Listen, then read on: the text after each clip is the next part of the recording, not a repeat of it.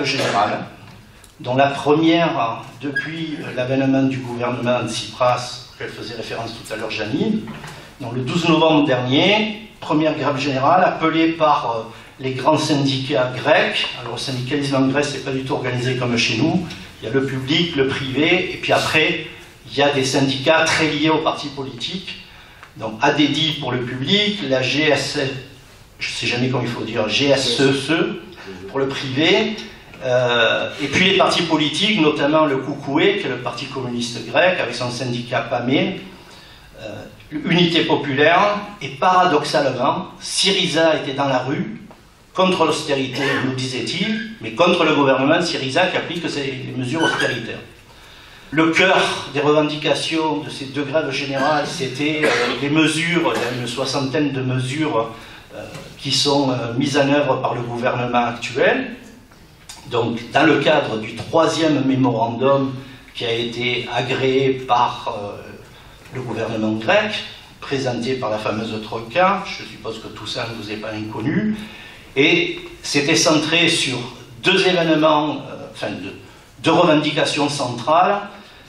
La nouvelle législation qui concerne les saisies immobilières des ménages endettés, qui risquent de perdre leur résidence principale, et la nouvelle réforme des retraites, qui, elle, n'est pas encore mise en application, même en discussion, si je ne dis pas de bêtises, mais on sait que ça chauffe déjà, on aura l'occasion d'en reparler tout à l'heure avec Dimitri. De façon, disons, pour être honnête, hein, on n'est pas là pour se raconter du cinéma, de se faire du cinéma, ces deux grèves générales n'ont pas été à la hauteur des grèves générales précédentes, qui voyaient quand même plusieurs dizaines de milliers de gens en grève, des cortèges massifs, notamment dans la capitale Athènes. Là, bon, elle a été significative dans des secteurs comme le public, notamment les transports. Elle a eu peu d'ampleur en termes de visibilité parce que les cortèges, c'était 20 000, 30 000 manifestants dans le cœur d'Athènes, c'est-à-dire ces manifestations quand même très militantes. Voilà. Et voilà ce qu'on peut dire sur ces deux grèves générales, parce que ça on en a un peu parlé, y compris dans les médias français. Alors en dehors de ces temps forts, il faut savoir qu'il y a des mouvements sociaux qui perdurent. On a sur l'usine autogérée de Viomé. Viomé, c'est une entreprise qui a été abandonnée par les patrons, et les travailleurs de Viomé, dans la région de Thessalonique, donc ont pris en charge, un peu comme les LIP, pour ceux qui se souviennent, hein, de façon autogérée cette entreprise. Ils ont été jusqu'à transformer la production, puisque c'était une usine qui produisait des produits du bâtiment et qu'aujourd'hui produit des produits de détergents, de nettoyage bio. Et régulièrement, il y a des menaces. Et évidemment, la population locale soutient Viomé.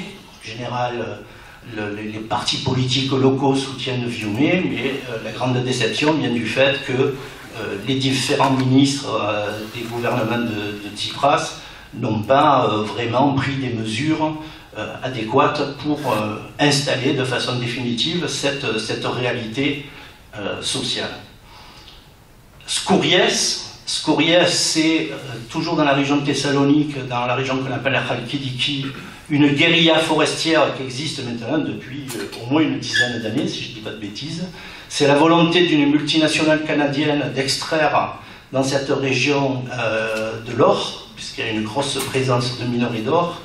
Et c'est vraiment une guérilla forestière. Si vous avez vu des vidéos, des sites, il y a beaucoup de choses qui ont été faites autour de Skouries, notamment cet été un camp européen de la jeunesse écologiste engagé par rapport à cela.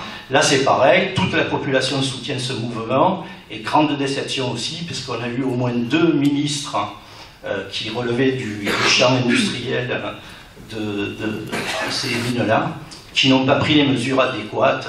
Bon, il y a un peu de la guérilla juridique, semble-t-il, aussi derrière tout ça, mais enfin, ils auraient pu prendre des mesures plus véhémentes, puisque là aussi c'est pareil.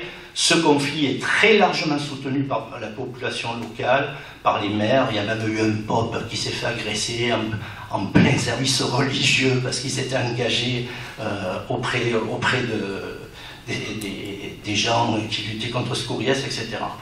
Il y a aussi des mouvements qui sont plus liés aujourd'hui au troisième mémorandum. Ça a été le cas des agriculteurs. Ça, on en a très peu entendu parler, même dans la presse grecque. Moi, j'ai un peu fouiné dans la presse spécialisée. Et on a eu, par exemple, 6000 agriculteurs avec leurs tracteurs qui ont convergé sur Athènes, qui ont bloqué un peu le centre-ville. Alors, c'est lié à des choses complètement aberrantes. Là, c'est des pertes de détaxation auxquelles ils avaient droit, notamment sur le gasoil. Donc, évidemment, vous imaginez ce que ça veut dire pour un agriculteur, etc., etc. Et puis, on a eu aussi une rentrée scolaire chaotique qui s'est faite parfois avec pas de matériel dans les classes, dans le primaire, dans le secondaire. 15 000, si je ne dis pas de bêtises, postes en moins à la rentrée. Une rentrée universitaire aussi qui n'était pas terrible sur le plan des moyens, etc. Alors, il faut savoir que les Grecs qui subissent la crise depuis 7 ans, tant bien que mal, ils se sont aussi adaptés à toutes ces réalités. Ça explique un certain nombre de paradoxes. Par exemple, une floraison de petites réalités de résistance citoyenne au quotidien. Donc on a vu par exemple des expériences alternatives en milieu pédagogique au niveau scolaire. Vous imaginez dans un pays qui est en crise, qui par ailleurs vit le désengagement de l'État dans les services publics, notamment de l'éducation. Là, des gens qui s'inspirent de la pédagogie freinée, qui organisent des goûters, ça paraît tout bête, hein, mais des fois c'est le seul repas qu'un petit a dans la matinée, voire dans la journée. Donc des choses comme ça, des petits déjeuners le matin, ont une importance capitale. On a vu les dimensions citoyennes s'emparer de la santé. Je pense que ça, on aura l'occasion d'y revenir, parce que c'est quand même très très lourd. On peut dire qu'aujourd'hui, le service démantelé de la santé, en tous les cas de la santé primaire, hein, l'accès aux soins, etc., est carrément co-organisé, voire auto-organisé par les citoyens eux-mêmes, avec évidemment les professionnels de la santé, les pharmaciens, les infirmières qui viennent très souvent travailler bénévolement, mais c'est une réalité. Et puis une multitude ça c'est un peu plus vieux, d'épiceries solidaires, de marchés solidaires, ce qu'on appelle le mouvement des patates, historiquement, hein, c'était les vendeurs de patates qui venaient au moins vendre les patates pour que les gens ne crèvent pas la faim sur les places publiques le dimanche matin. Et les petites communes, les communes périphériques des grandes villes se sont emparées un peu de ce mouvement pour institutionnaliser un marché sans intermédiaire, donc ce qu'on appelle chez nous les circuits courts, l'agriculture de proximité, etc. Pour que les gens au moins puissent acheter des céréales au prix coûtant pratiquement, pommes de terre, etc. Malheureusement, tout cela s'accompagne aussi, je vous disais, c'est paradoxal. Ça, c'est les côtés un peu positifs. On sent qu'il y a de la résistance, que les gens s'auto-organisent pour vivre. Mais il y a aussi des drames, voire des tragédies, comme même le rappelait Dimitri, dont la malnutrition, excusez-moi, la montée des suicides, et ça, c'est attesté par tous les experts internationaux, tous les rapports, toutes les missions qui ont été sur place, malheureusement l'attestent. Et puis vous avez peut-être vu, parce que ça a été hyper médiatisé ces derniers jours, que maintenant, excusez-moi mesdames, la passe à Athènes, ou en Grèce même, se fait à 2 € la nuit, parce que c'est le prix d'une baguette de pain pour que des jeunes femmes puissent s'en sortir. Donc, vous voyez les réalités, à quel point elles deviennent sordides. Alors, toutes ces mesures qui sont proposées au départ par la Troïka, c'est-à-dire l'Union européenne, le FMI, la BCE, sont de plus en plus validées par le gouvernement Tsipras.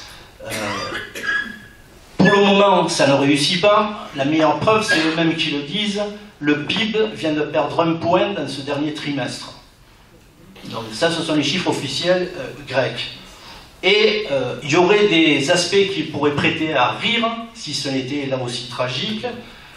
Dernièrement, une des dernières mesures que j'ai vues dans les médias grecs, c'est la chasse aux valeurs et aux bijoux dans les familles, comme si c'était ça qui allait évidemment remplir les caisses de l'État. Révélateur aussi la démission de Panayotis Danis, le chef de la brigade en charge de traquer les fraudeurs fiscaux, qui a démissionné parce qu'il estime qu'il ne peut pas mener à bien sa mission, car il n'a pas le budget pour cela. ça fait quand même 38 000 dossiers de fraudeurs qui restent en suspens, sans parler de la fameuse liste Lagarde, et des listes qui ont été fournies depuis par les banques suisses, voire par le ministère des Finances allemand. Donc, vous comprenez très bien le scénario. On emmerde les petits, en veux-tu, en voilà, et les gros, les armateurs, ceux qui fraudent le fisc depuis des années, on les laisse tranquilles. Alors, je vous ai dit qu'il y en avait une croustillante de la journée. C'est l'ex-eurodéputé de Laos. Laos, c'est un mouvement très caractérisé par le côté religieux, mais qu'on pourrait apparenter au Front National, sous ton contrôle. Hein. C'est pas Aube Dorée, qui lui est carrément un mouvement néo-nazi, et donc ces gens-là ont des eurodéputés, et l'ex-eurodéputé est pressenti par le gouvernement grec de Tsipras, à majorité Syriza, aujourd'hui, pour devenir la PDG du TAIPED. Le TAIPED, c'est l'organisme qui est mis en place pour gérer la privatisation et la vente de biens communs du pays. Donc tout cela amène quand même une situation de crise de régime dont on parlera, je pense, plus tard, avec des démissions encore récentes de députés, qu'ils soient de Syriza ou d'Anel, qui est l'autre petit parti de la coalition gouvernementale, une majorité qui est de plus en plus fragilisée, et on va vraisemblablement vers une crise gouvernementale. Alors, d'autant que le budget qui vient d'être adopté ces jours-ci pour 2016, il est qualifié, si le ministre des Finances, de rude. Il se traduit par exemple encore par une augmentation des tickets de transport au 1er janvier prochain, et c'est une augmentation qui est régulière pour les gens. Et dans ce contexte de crise, je dirais, si j'ose dire ainsi, la crise de la crise, c'est la question des réfugiés et des migrants. Là, je pense que vous en avez entendu parler, parce qu'on a eu ces derniers temps des montées crescendo de faits divers, d'événements, des flux. Alors avec un paradoxe, c'est que semble-t-il, d'après les statisticiens, les flux sont en train de baisser. Là, donc il n'y a plus cette arrivée massive de milliers, voire de dizaines de milliers de réfugiés, de migrants, notamment par la porte orientale, la Turquie et autres. Mais c'est la fermeture généralisée des frontières, c'est le concours à celui qui élève le grillage et le mur le plus haut et qui met le plus de moyens, l'armée, la police, etc. Le fameux tri des migrants, dans ce que l'Union européenne a exigé en termes de hotspot. Alors derrière ce terme, c'est des centres d'accueil dans lesquels on trie. Toi, tu es un bon immigré, pardon, toi, tu es un bon réfugié, tu as le droit de rentrer. Toi, tu es un mauvais parce que tu es immigré économique, tu restes chez toi. Vous voyez un peu le travail qui peut être fait par les gens dans ces cas-là. Des arrestations préventives, d'après ce qui est dit par le gouvernement turc, vrai, pas vrai, il n'y a que eux qui le savent, ils auraient arrêté plusieurs milliers de Syriens notamment qui voulaient passer en Grèce, et des actions de plus en plus régressives, puisque ces derniers jours, on a tenté de censurer le travail de journalistes, de reporters de photos, et ça c'est un peu nouveau aussi, et c'est quand même sous les ordres évidemment du ministre de l'Intérieur, donc du gouvernement, donc de M. Tsipras, sans vouloir l'accabler. C'est quand même des choses qui existent aujourd'hui en Grèce, il faut le savoir. Alors ça crée un paradoxe et une situation complètement ubuesque, absurde. Il y a 300 000 réfugiés en Grèce aujourd'hui, c'est ça? Sur ces 300 000 réfugiés, 99% veulent quitter la Grèce. Ils connaissent très bien la situation du pays, ils veulent continuer leur voyage, leur exode vers leur soi-disant Eldorado. Et ces gens-là se retrouvent aujourd'hui bloqués par cette situation répressive, fermeture administrative, fermeture. Et donc ces gens-là sont bloqués en Grèce, avec des grèves de la faim, des affrontements. Et vous avez peut-être vu ces images sordides, notamment d'Iraniens, de papas iraniens, qui se sont cousus la bouche pour protester dans ce cadre-là. La dernière info de ce dossier, c'est l'Union européenne qui vient d'annoncer qu'une proposition allait être faite pour renforcer l'agence Frontex et surtout lui donner des super pouvoirs qui l'amèneraient à intervenir au cas où les États seraient en défaut du point de vue de la gestion des flux. Donc vous imaginez ce que ça veut dire. Maintenant, c'est Frontex qui peut gérer des questions d'immigration, qui sont quand même des questions essentielles pour un État, à la place d'un État considéré comme défaillant. Voilà ce que nous prépare aussi l'Union européenne. Alors effectivement, il y a eu un pic sur certaines îles, il y a eu même un travail électoral spécialisé par des équipes de dorés. Je me suis tapé pour la première fois de ma vie, non seulement moi j'ai du mal des fois à lire le grec, mais en plus lire le grec des fachos et des nazis, parce que ce sont des nazis, je peux vous dire que c'était vraiment très difficile, mais je me suis obligé à le faire pendant la campagne, parce que c'était révélateur. Ils ne cachent rien, ces gens-là. Hein. Ils disent, on va égorger un nègre, hein, ils le disent. Hein. Ils ne cachent rien, ça n'a rien à voir avec notre Front National à nous. Et donc, ils ciblaient spécifiquement des endroits, par exemple à Lesbos, moi j'ai gardé des amitiés parce que j'y étais en vacances au mois de juin, où j'ai vu aussi le début là, des flux migratoires. Et des copains m'ont dit, ils ont vécu exactement la même chose que vous, c'est-à-dire que les groupes de solidarité citoyens qui existaient sur Molinos, dans le nord de l'île, où arrivent les réfugiés, ont été attaqués. Ça n'a pas été vraiment revendiqué, mais comme par hasard, le lendemain, il y avait un meeting d'hommes dorés qui essayait de monter les populations les uns contre les autres, etc., etc. En fait, la situation en Grèce a beaucoup changé et beaucoup évolué depuis 6 mois. Et je pense que en France, il y a peu d'informations qui apparaissent, qui donnent un peu la réalité de ce changement.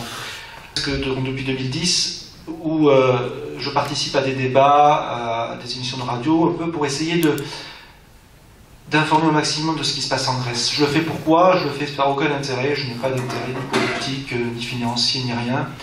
Je l'ai fait parce que j'ai fait des promesses. J'ai fait des promesses il y a bien longtemps à mes compatriotes, lorsque j'étais en Grèce, qui souffraient beaucoup de ce qui était dit sur les Grecs, et notamment au début de la crise, en 2010, où on a traité beaucoup les gens de feignants, de plein de choses.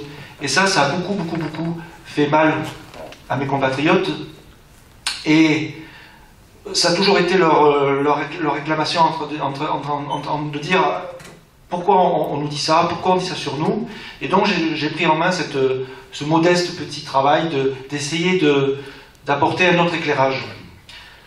J'ai toujours été très sensible au fait de voir des gens, notamment par exemple des petites gens, des salariés, des anciens salariés, des retraités, qui ont vu toute leur retraite disparaître en l'espace de quelques semaines, souvent en pleurs, se voir en plus traités de vauriens, de voleurs, de gens qui ne payaient pas d'impôts, et ça c'est blessant et c'est dur. Donc ça m'a motivé pour faire ce travail avec passion, d'informer et de dire en fait ce qui se passe là-bas. D'autant que ce qui se passe en Grèce, c'est pas forcément quelque chose qui ne concerne que les Grecs, et on aura peut-être l'occasion d'en parler dans cette réunion ce soir. Le problème grec, ce n'est pas un problème grec, c'est un problème européen, c'est un problème qui vous concerne aussi, vous les Français, ici. Parce que ce qui se passe en Grèce, c'est une espèce de dessin. Moi je vois pas les choses comme, je vois pas un grand Manitou, ou même un grand complot, mais je vois quand même la réalité. C'est-à-dire qu'on est en train, dans une Union européenne, de créer des disparités entre les peuples, et de créer, et d'essayer en tout cas, de mettre en place un système qu'on peut qualifier quand même de néolibéral, d'une manière intensive.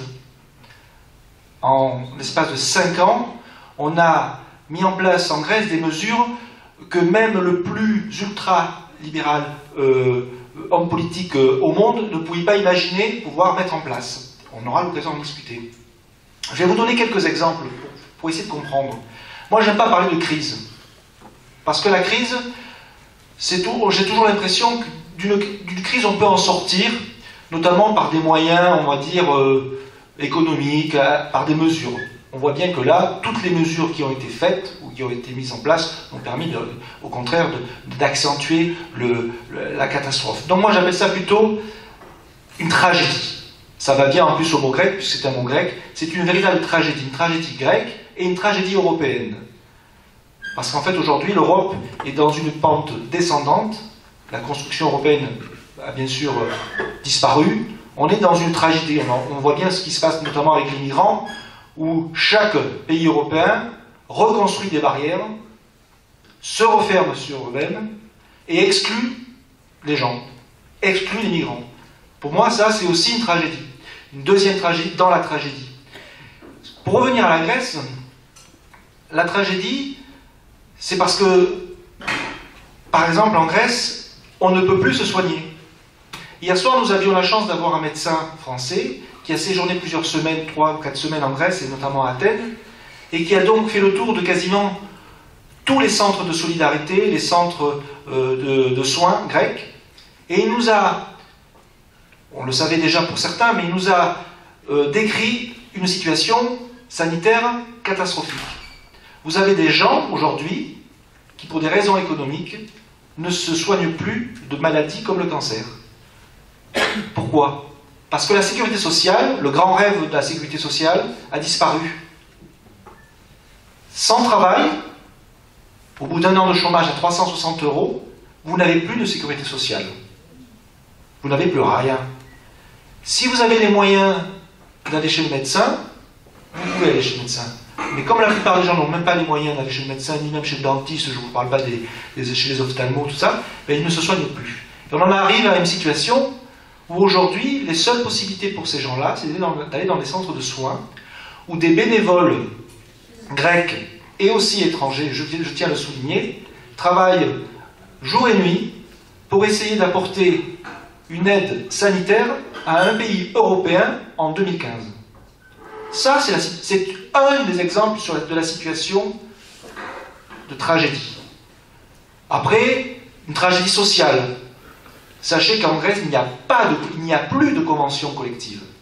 Autrement dit, c'est le salarié tout seul, démuni, face à son patron, face à ses patrons. 2 exemples précis, clairs. Vous travaillez pour 400 €, 6 jours sur 7, sans vacances, et si vous n'êtes pas content, c'est la porte. Moi, je l'ai vécu, pas personnellement, mais dans ma famille, j'ai des gens qui travaillent pour cette somme-là, ce temps-là. C'est ça le nouveau Eldorado européen, le nouveau SMIC européen. Voilà vers quoi veulent tendre les nouvelles mesures qu'on veut étendre à toute l'Europe. Et ça, c'est pas simplement une décision grecque, c'est une décision qui a été non seulement avalisée, mais, poussée, proposée par l'ensemble des dirigeants de l'Union européenne. Voilà 2 exemples, un exemple social et un exemple médical, entre guillemets, pour vous montrer à quel point on en est. Pour revenir par rapport au calendrier de ces dernières semaines, bon, vous savez que, effectivement, le gouvernement Syriza a été élu au mois de janvier. Pendant à peu près 3 ou 4 mois, nous avons eu la litanie de la négociation face à la Troïka, plus exactement avec les autres partenaires européens, comme on dit. Ça aboutit au mois de juillet à un référendum. Je reviendrai au moment du débat, je pense que les questions arriveront là-dessus. Quel était l'objectif de ce référendum? Avec le recul, et avec les analyses et avec le temps, on peut penser que ce référendum, c'était un outil qui a permis au gouvernement grec de, on va dire, alors on peut utiliser pas le terme, il y en a qui utilisent le terme capituler, d'autres qui utilisent le terme trahir, mais je pense que c'était un des outils qui a servi à ça.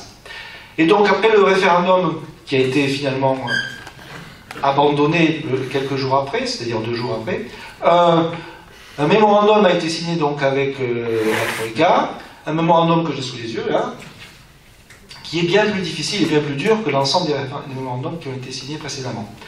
Et aujourd'hui, le gouvernement grec, c'est-à-dire la composante Syriza et le parti ANEL, s'applique méthodiquement à appliquer ces mesures de ce référendum pour aboutir normalement, et ça c'est la réponse que donne Tsipras tous les jours, à une renégociation potentielle de la dette lorsque le mémorandum sera entièrement appliqué.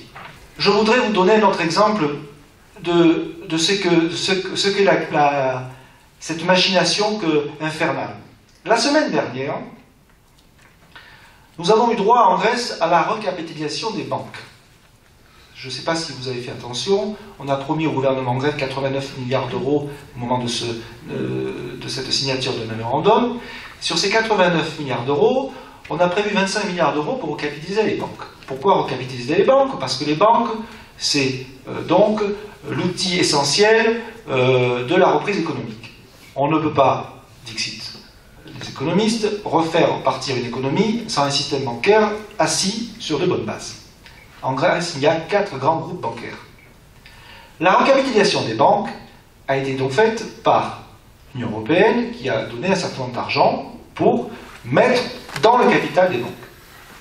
Sauf que, bizarrement, et c'est toujours comme ça que ça se passe, quelques heures après la recapitalisation des banques, un petit tour de passe-passe, magnifique petit tour de passe-passe, ingénu, a permis à un certain nombre d'actionnaires, non particuliers, que des institutionnels, d'acheter la totalité du système bancaire pour une poignée de cacahuètes. J'ai quelques chiffres à vous donner qui sont le symbole. Une action d'une banque comme Eurobank, qui est une banque, même si elle était en manque de liquidité, a été vendue, l'action de la banque a été vendue 1 centime d'euro. La Banque nationale de Grèce, c'est-à-dire une des plus grandes banques, 2 centimes d'euros. La Banque nationale du Pirée, le plus grand groupe bancaire grec, a été vendue à 0,3 centimes d'euros. Autrement dit, pour quelques millions d'euros, tout le système bancaire grec a été racheté par des institutionnels. Notamment, par exemple, vous connaissez certainement un des grands institutionnels américains qui s'appelle George Soros. Et comme ce n'était pas suffisant, de faire ça, on a en plus spolié le peu d'actionnaires qui restaient. C'est-à-dire qu'il restait encore quelques actionnaires qui avaient encore quelques actions dans ces banques-là. On a divisé par 10 le nombre de leurs actions, de manière autoritaire. Autrement dit, aujourd'hui, on a recapitalisé les banques grecques, soi-disant, pour permettre à l'économie grecque de se relancer, sauf qu'on a enlevé le seul outil que pouvait avoir le gouvernement grec, c'est-à-dire avoir, entre guillemets, la possibilité de manœuvrer avec ses propres banques dans le système, puisqu'on les a bien de le donner complètement à un système étranger. Et cet argent, c'est l'argent qu'a prêté, entre guillemets, le Fonds européen de stabilité financière, c'est-à-dire le fameux fonds que les pays européens ont abondé. Et ça s'est fait en l'espace de quelques jours, vendredi de la semaine dernière, sans que pas grand-chose soit dit dans les médias. Quelques médias spécialisés grecs l'ont stipulé, mais pas un seul mot en Europe. Voilà ce que c'est que la recapitalisation des banques. Voilà ce que c'est un exemple de ce que c'est que de sauver la Grèce à chaque fois par soi-disant de nouveaux mécanismes. En fait, on est en train de faire une espèce de blanchisseuse où on investit de l'argent dans des institutions et cet argent repart dans un système international. C'est ce qu'on a fait d'ailleurs en 2012 lorsqu'on a réduit la dette grecque. On a transformé la dette qui était une dette essentiellement privée en une dette publique. On a fait perdre l'argent de toutes les caisses de sécurité sociale grecques, parce que beaucoup de caisses de sécurité sociale avaient des actions dans la dette grecque, elles ont tout perdu. À tel point que en Grèce, il y avait une vingtaine de caisses de sécurité sociale il y a quelques années, maintenant il n'y en a plus qu'une, et cette caisse, donc Léopi, elle a comme trésor de guerre même pas la moitié d'une des caisses de l'époque. C'est-à-dire qu'il y a à peu près un mois de marge de manœuvre pour payer les retraites. Cet argent-là, c'est l'argent des salariés. La solidarité s'exerce pas simplement entre les gens qui n'ont plus rien, elle s'exerce, je crois, en Grèce d'une manière générale. Et je fais quand même le constat que moi qui vis en France et qui va très très souvent en Grèce, il y a bien une différence de fonctionnement de société. La France a été ravagée, pour utiliser un terme fort, par on va dire, un symptôme où les gens ne font plus... enfin, c'est chacun pour soi, quoi, en gros, hein, ici. Voilà, malheureusement, c'est un vécu que l'on vit en France depuis bien longtemps. On laisse, entre guillemets, mourir son voisin du dessus, on ne se soucie pas si le voisin d'à côté mange. En Grèce, heureusement, ça n'existe pas. Et ça a été un gros amortisseur de la crise. en Grèce, dans les familles, il y a une grande solidarité. Aujourd'hui, malheureusement, ce sont les retraités qui soutiennent les familles. Ce sont les retraités qui font vivre leurs enfants, leurs petits-enfants, et qui permettent encore à cette société d'être debout. Parce qu'il n'y a pas l'individualisme qui a gangréné les sociétés occidentales. Et ça, c'est une chance. La question centrale de la soirée, c'est souvent celle-là qu'on attend souvent, c'est de savoir, c'est quoi cette histoire de revirement, pourquoi ça a changé. Alors moi, je vais vous parler de mon explication et de ma conviction personnelle ce soir. Syriza a été élu, il a été élu sur un programme qui s'appelle le programme de Thessalonique, qui était un programme, somme toute, pas un programme, je veux dire, d'un parti d'extrême gauche. C'était un programme essentiellement basé sur un pilier humanitaire, et bon, on va dire, et un petit peu plus, mais enfin, et quelques notions importantes, notamment le fait qu'il fallait absolument renégocier la dette.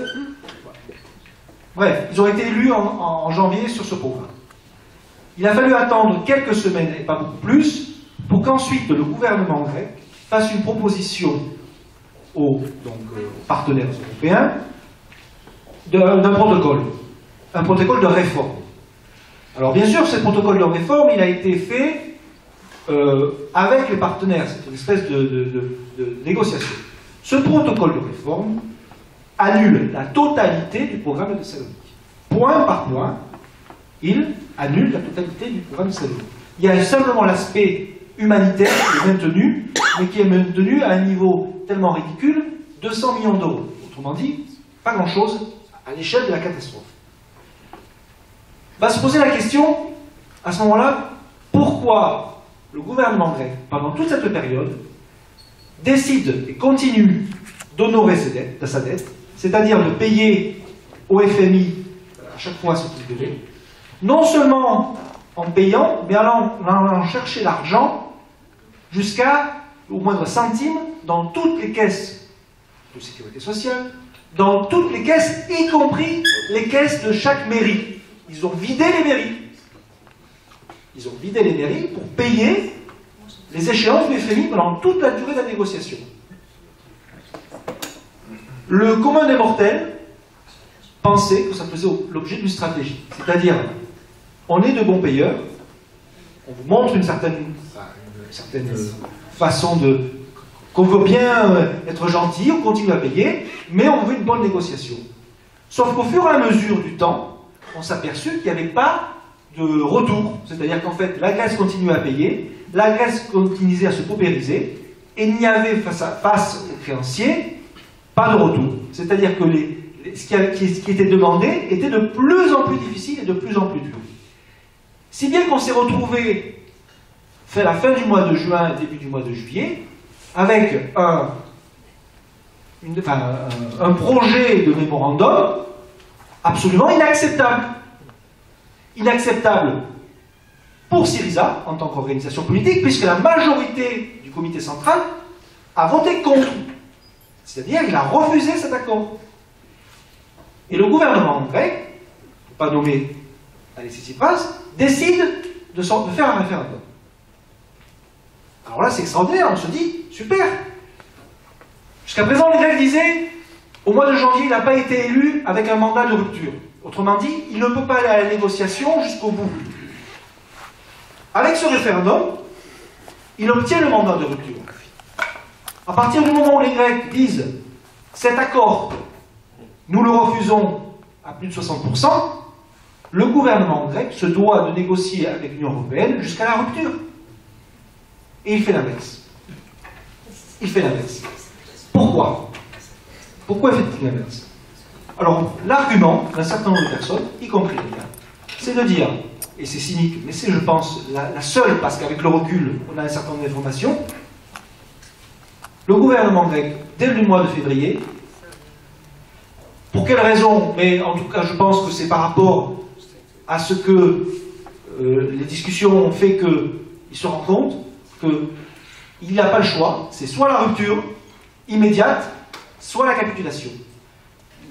Parce que l'Europe avec comme outil la Banque Centrale Européenne qui soi-disant est indépendante et qui ne doit pas se mêler de politique, utilise cet instrument de torture pour empêcher donc le gouvernement grec de pouvoir appliquer sa politique, puisque à un moment donné, il n'y a plus d'argent qui est fourni aux banques, les banques sont à 2 doigts de s'écrouler, on est obligé de mettre ce qu'on appelle le contrôle des capitaux. Bref, le gouvernement grec se trouve dans une position d'impasse. Soit il va à la rupture, c'est-à-dire voire même la sortie de l'euro, soit il accepte le mémorandum.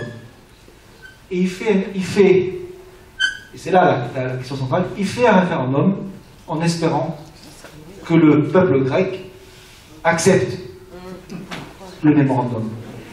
Quelques semaines avant les résultats, enfin avant le jour du scrutin, on est presque à 50-50. Personne n'est capable de dire que le non va gagner. Tout le monde se dit, les Grecs vont capituler. Le soir du dimanche, le dimanche soir, attendez, j'oublie une chose, Alexis Tsipras appelle à voter non. Le gouvernement grec appelle à voter non. Il soutient le non. La droite appelle à voter oui. Le Parti socialiste grec appelle à voter oui. Il n'y a que le Parti communiste grec qui appelle à voter non, et hop, top. Lorsque le résultat est proclamé, plus de 60% de non, tout le monde est effaré, en Europe, mais en Grèce. Le peuple grec donne le mandat à Tsipras d'aller à la rupture. Il ne va pas à la rupture. Et donc là, la question est de savoir pourquoi. Ben la question, c'est tout simplement, c'est qu'il avait décidé de ne pas aller à la rupture. Il avait organisé les choses de manière à ne pas aller à la rupture. Sauf qu'il n'y a plus de marge de manœuvre à la sortie du référendum. Il n'y a plus d'argent dans les caisses. Il n'a jamais nationalisé les banques. Il n'est pas propriétaire de ces banques. Il n'a plus la main sur la banque centrale. Donc il est pieds et poings liés. Il ne peut rien faire d'autre. Et pourquoi il fait, vous me dites, pourquoi il fait il démissionne d'abord. Pourquoi il démissionne? Il démissionne pour des raisons électorales. Parce qu'il n'y a plus de majorité à Syriza pour soutenir le gouvernement grec. Il n'y a plus de majorité, puisque le mémorandum, après le référendum, il est voté à l'aide du Parti socialiste grec et de la Nouvelle Démocratie. Il n'y a pas de majorité Syriza pour voter le texte. Et il fait une campagne, donc il démissionne et il convoque de nouvelles élections. Et vous me dites pourquoi il fait ça? Eh bien, je vais vous expliquer pourquoi il fait ça. Parce que la constitution grecque, comme je dis souvent, est une constitution, c'est 3 bottins et que personne ne connaît, personne ne lit, plein de tiroirs. La constitution grecque, elle dit qu'à partir du moment où un Premier ministre qui a moins de 2 ans de mandature démissionne et qui convoque de nouvelles élections, c'est le chef du parti politique qui fait la liste. C'est-à-dire que Alexis Tsipras, il allait dégommer tous ceux qui étaient contre lui dans son organisation politique pour l'empêcher d'avoir, pour avoir sa majorité. Et c'est pour ça que la plupart des députés Syriza qui ont quitté Syriza à ce moment-là, quittent Syriza parce qu'ils savent très bien qu'ils ne seront jamais sur la liste électorale et que s'ils ne se présentent pas sous une autre étiquette appelée élite et populaire, ils ne seront jamais élus. Alors bien sûr, ils n'ont pas été élus, puisqu'ils n'ont pas fait les poids nécessaires. Mais c'était un risque, mais un risque qu'on a couru. Bien sûr, parce que de toute façon, il n'était pas prévu qu'il soit sur la liste. Alors c'est bien sûr cynique tout ce que je vous raconte, j'en assume la responsabilité, mais je pense que c'est là la réalité malheureusement, parce que je ne comprends pas pourquoi sinon Tsipras se maintient au pouvoir, continue à gouverner avec un petit parti qui s'appelle l'ANEL, et aujourd'hui se retrouve avec 3 voix de majorité. Et aujourd'hui, vous voyez, la caméra est là, je vous le dis, dans quelques semaines, le gouvernement Syriza va tomber, et le gouvernement Syriza, ça va s'allier avec un autre parti de centre-droit, qui aujourd'hui va être le 3e pilier du gouvernement, parce qu'il y a une quinzaine de députés Syriza qui ne veulent pas voter la réforme de la sécurité sociale et des retraites. Et donc on se prépare en Grèce à un 3e gouvernement Syriza, c'est-à-dire Syriza, ANEL et ce parti centriste. Et ça, vous verrez qu'on en parlera dans quelques semaines. Ça, c'est de la politique politicienne qui n'honore pas ceux qui la pratiquent. En tout cas, je pense que le problème grec, c'est vraiment... Il y a une partie du problème qui est forcément un problème grec, comme il pourrait y avoir un problème en France, dans une économie, dans une structure, mais je pense que c'est avant tout un problème européen.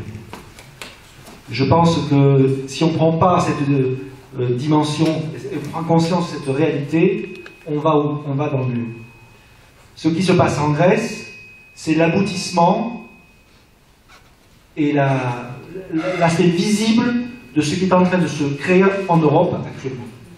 Déjà, on voit bien, et on en a parlé tout à l'heure, le cloisonnement, le renfermement de chaque pays les uns sur les autres, mais c'est aussi une politique néolibérale qui s'est développée et qui a pris le dessus dans toute l'Europe, y compris dans des pays qui, au demeurant, ont une volonté de changement. Des instruments ont été mis en place pour empêcher tout changement. La Banque centrale en est un. On nous a vendu la Banque centrale comme étant un organe indépendant. On l'a vu dans le système grec que c'était un instrument de politique. Ensuite, on nous dit, oui, les chefs de gouvernement, c'est une communauté de vie, les gens décident entre eux. C'est faux. C'est faux. Lorsqu'il y a une brebis galeuse ou quelqu'un qui a envie de changer dans cette Europe, on le met au banc. On le met au banc des accusés. Et c'est ce qui se passe en Grèce. Donc je pense qu'il faut prendre conscience que le problème grec, c'est avant tout un problème européen. C'est l'Europe qu'on a construit, c'est l'Europe qui se construit, c'est une Europe néolibérale, à fond la gamelle. Je vais vous donner un exemple. Le yaourt grec, il est plus gros, parce que les Grecs mangent plus de yaourt. La date de péremption, elle est plus courte. Alors ça empêche l'économie de grands pays industrialisés qui vendent beaucoup de lait et beaucoup de yaourt de vendre du yaourt en Grèce. Alors qu'est-ce qu'on fait? On oblige les Grecs à réduire le volume de leur yaourt, à étendre la durée d'utilisation, comme ça on va pouvoir envahir le marché grec et on va faire disparaître le peu de choses qui fonctionnent encore en Grèce, c'est-à-dire l'agriculture et notamment les yaourts. C'est ça l'Europe aujourd'hui. C'est-à-dire, ce sont plein de petites actions qui sont faites pour effacer tout, éventuellement, volonté de changement. Donc ça, il faut vraiment en être conscient, et que si on ne fait rien, ce qui se passe en Grèce se développera dans toute l'Europe. Les relations entre la Grèce et Israël, notamment la Grèce et le gouvernement Syriza. Effectivement, il y a des choses qui ont beaucoup changé. Syriza était l'organisation Syriza et le parti Syriza est un parti qui apprenait le soutien à l'État palestinien depuis toujours. C'est un parti qui apprenait la sortie de l'OTAN, c'est quand même un acte fort. Et c'est aujourd'hui un gouvernement qui maintient la Grèce dans l'OTAN et qui conclut un accord militaire avec Israël, un accord militaire qu'Israël n'a au même niveau qu'avec les États-Unis. C'est-à-dire que l'accord militaire qui a été signé entre la Grèce et Israël est du même niveau que l'accord militaire signé entre Israël et les États-Unis. Et vous connaissez le lien puissant de cet accord militaire entre les États-Unis et Israël. Les soldats israéliens, pour simplifier, ont un statut équivalent de diplomate en Grèce. C'est-à-dire qu'il y a une collusion, une corrélation très importante entre les deux forces. Et ça, venant d'un parti qui a, pendant des décennies, prôné le soutien à l'État palestinien, voire même la rupture avec Israël, ça c'est vraiment très impressionnant. Et ça date d'il y a quelques semaines. Je pense que là, il y a quelque part une volonté du gouvernement de se rapprocher d'Israël pour donner un peu plus de difficultés aux relations. Voilà. Bon, c'est dans cet ordre-là. Parce que la Turquie revendique un certain nombre de gisements pétroliers que la Grèce et que l'Israël reconnaît pour elle-même. Donc c'est compliqué, il y a vraiment des enjeux de géostratégie là-dedans, et on pourrait en parler, mais c'est assez long.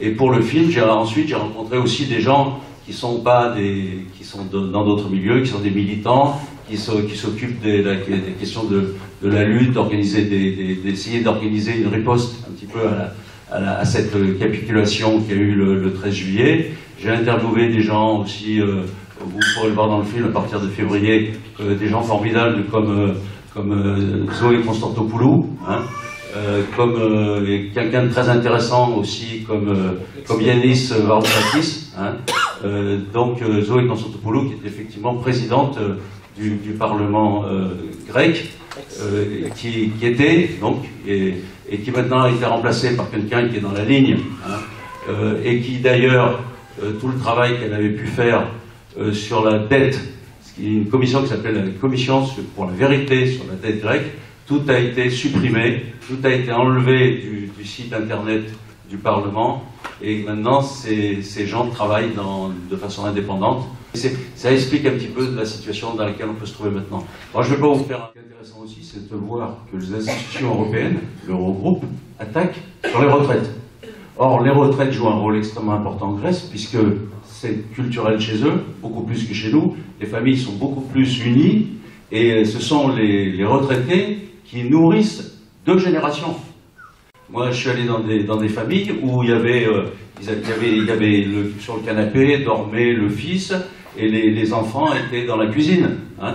Donc, comme par hasard, c'est ça qui est la cible, une des cibles principales des réformes structurelles, comme on dit, qui sont en fait des réformes d'austérité contre la population. Alors, pour obdorer, il faut savoir une chose, c'est qu'entre les élections de 25 janvier 2015, où Syriza a eu la victoire électorale, et les élections du 20 septembre, où il s'est reproduit à peu près la même chose pour Syriza, il faut savoir qu'Obdoré a gagné un député, mais qu'en nombre de voix a perdu, parce qu'il y a eu énormément d'abstention. Il y a eu une abstention record le 20 septembre, puisque la Grèce, où il y a théoriquement le vote est obligatoire, il y a eu 45% presque d'abstention. On appelle ça capitulation. Moi j'appelle ça capitulation parce que Tsipras lui-même l'a appelé capitulation. Tsipras a dit j'ai signé un accord qui était mauvais, hein, mais j'étais obligé de le signer. Donc ça s'appelle une capitulation. En revanche, de dire qu'il y a eu une trahison, je pense que c'est à la fois inutile et moral, et que ça sert à rien, et on ne comprend pas ce qu'on a appris pendant ces 6 mois. Ce qu'on a appris pendant ces 6 mois, c'est quoi? C'est d'une part qu'un parti est tombé dans la capitulation, mais pas seulement. On a appris aussi la violence des institutions européennes. Il ne faut pas que la capitulation de Syriza masque cette violence terrible qu'il y a eu et qui a été reconnue, même y compris dans les journaux allemands. C'est-à-dire que c'est quelque chose d'assez énorme. Alors, comment s'est fait cette capitulation?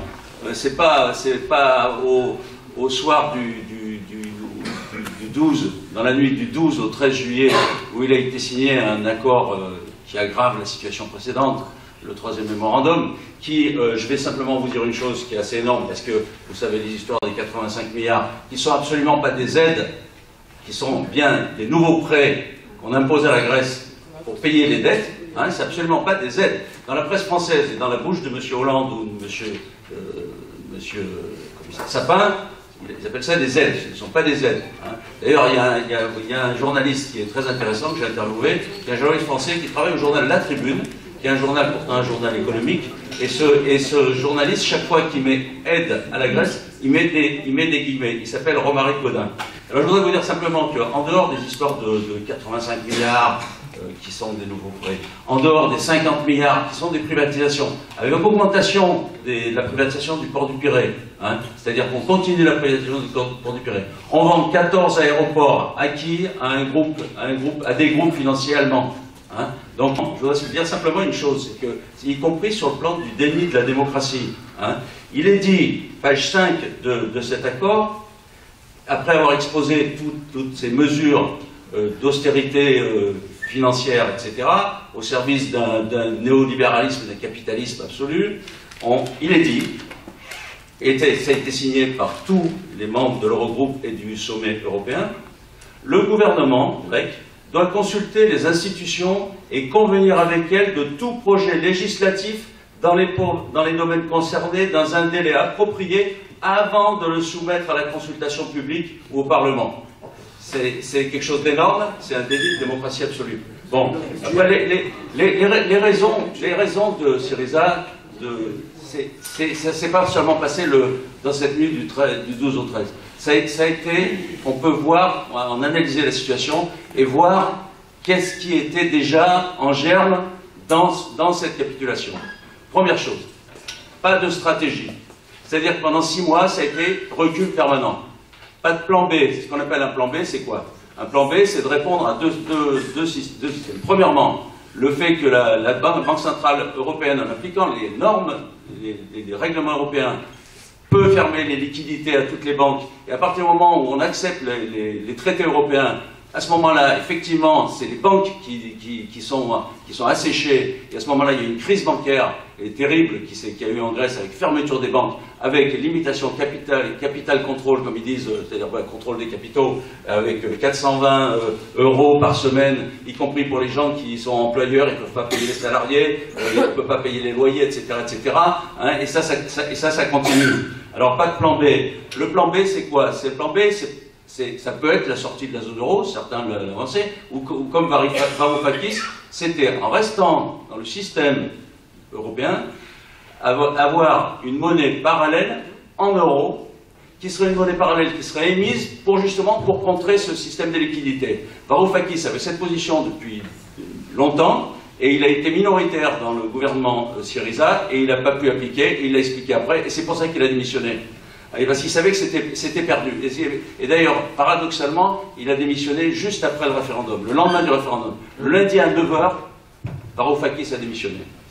Après, deuxièmement, un truc extrêmement important, peut-être le plus décisif, c'est que depuis 2012, en Grèce, à partir du moment où Syriza a progressé, a eu aux élections de 2012, alors que ce parti faisait 4,5% aux législatives de 2009, en 3 ans après, il se retrouve à 26%, alors que la Nouvelle Démocratie était toujours en tête, mais à 29%. Donc ça devenait un parti de gouvernement potentiel.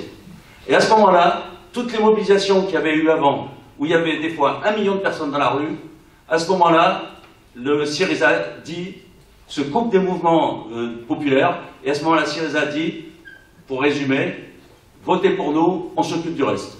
À ce moment-là, il y a eu une démobilisation complète, qui continue actuellement encore, parce que maintenant les gens sont en plus démobilisés, parce que les gens tout de suite, ils sont un peu assommés. Hein. C'est pour ça, il y a quand même des grèves qui sont assez fortes, hein. Les grèves dont a parlé Constant, c'est des grèves qui sont fortes. Après, dans la rue, c'est ridicule. 25 000 personnes, 30 000 personnes dans la rue, c'est ridicule. Donc on est toujours dans cette période de démobilisation. Donc la mobilisation, c'est décisif. Quand on veut notamment faire défaut sur une dette avec une commission sur la vérité, etc., s'il n'y a pas de mobilisation populaire qui appuie, comme ça s'est fait en Équateur, comme ça s'est fait en Argentine, comme ça s'est fait en Islande, si on n'a pas de mobilisation populaire, on ne fait rien. Bon, la troisième raison, d'ailleurs c'est lié à ça, c'est qu'il y a eu refus d'utiliser le rapport qu'avait initié la présidente du Parlement, un rapport qui existe en français, hein, La vérité sur la dette grecque, qui existe, un boulot incroyable, qui est un boulot gigantesque et irréfutable. Et bien jamais, il paraît que j'ai discuté avec un gars qui avait quitté Syriza et qui était du secrétariat de Tsipras, et il me dit c'était tabou.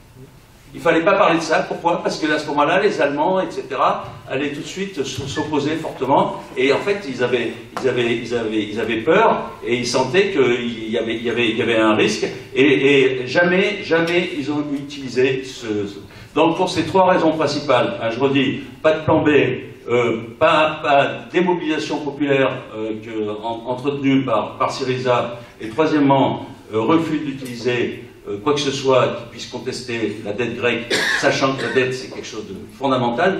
Le problème actuel, la crise de la zone euro, c'est une crise de la dette, y compris en France.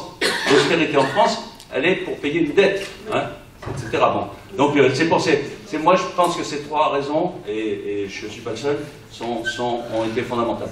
La question des armateurs. Il faut savoir que les armateurs, ça fait 60 ans qu'ils ne payent pas d'impôts et que c'est constitutionnel. C'est-à-dire qu'à ce moment-là, vous trouvez vous avez le Conseil constitutionnel qui veut dire que les armateurs ont raison. Ils ont réussi à avoir ça parce qu'ils disent où on aide l'économie, etc. Après, l'Église orthodoxe. L'Église orthodoxe, c'est vrai que c'est une Église qui est différente de l'Église catholique. Pourquoi cette Église est différente? C'est parce que c'est un petit peu, imaginez l'Église catholique avant la Révolution française. Ben, vous avez l'Église orthodoxe. C'est-à-dire que vous avez une Église bien plus implantée. Alors, les Grecs ne sont pas tellement plus religieux, croyants que les Français, mais c'est une culture de l'Église orthodoxe. Et c'est une Église, en plus, qui aide beaucoup, qui aide beaucoup les gens. Ça lui permet justement de justifier également de payer très peu d'impôts. Ils ont été légèrement imposés il y a quelques temps. Après, l'histoire du cadastre, c'est que ça fonctionne très bien sans cadastre. Le cadastre, à quoi il sert? En France, le cadastre, à quoi il a servi? Le cadastre, il a servi à faire l'agriculture qu'on a maintenant. Avant, ça se passait très bien. Et en Grèce, ça se passe pas mal. Alors, tout le monde dit, oui, mais en France, en Grèce, il n'y a pas de cadastre. Pas de cadastre.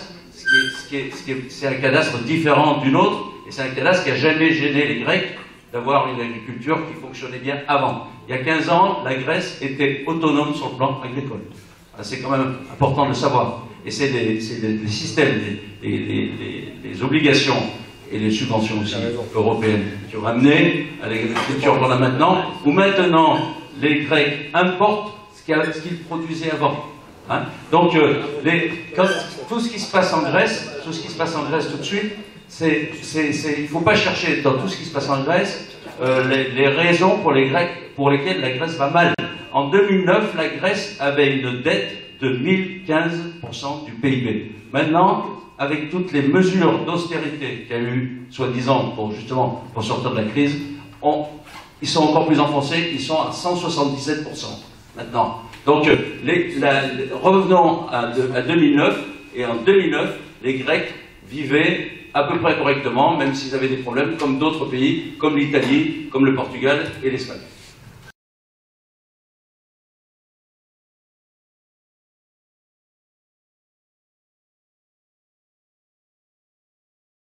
J'appartiens à un petit pays.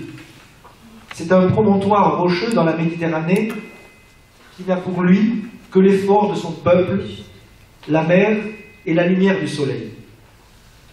C'est un petit pays, mais sa tradition est immense. Ce qui la caractérise, c'est qu'elle s'est transmise à nous sans interruption. La langue grecque n'a jamais cessé d'être parlée. Elle a subi les altérations que subit toute chose vivante. Mais elle n'est marquée d'aucune faille. Ce qui caractérise encore cette tradition, c'est l'amour de l'humain, la justice et sa règle. Dans l'organisation si précise de la tragédie classique, l'homme qui dépasse la mesure doit être puni par les déesses infernales. Bien plus, la même règle vaut pour les lois naturelles. Le soleil ne peut pas dépasser la mesure, dit Héraclite. Sinon, les déesses infernales, servantes de la justice, seront le ramener à l'ordre. Dans ce monde qui va se rétrécissant, chacun de nous a besoin de tous les autres. Nous devons chercher l'homme partout où il se trouve. Georges Séferis, en 1963.